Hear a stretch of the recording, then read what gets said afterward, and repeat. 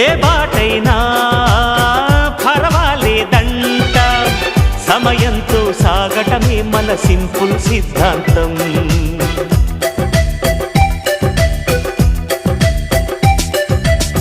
చిరుగాలికి పరిమళమిచ్చే సిరిమల్లెల వనమై ఉందాం, గగనాన్ని నేలను కలిపే హరివిల్లుల వంతెన అవుదాం. ఆనందం అంటే అర్థం మనమందా, ప్రతి పూట పాటై సాగే హుషారు సరిగమలో. ఎన్నో ఎన్నో రాగాలుండే సంగీతం కాదా, చల్లకి నవ్వుల కేరింత.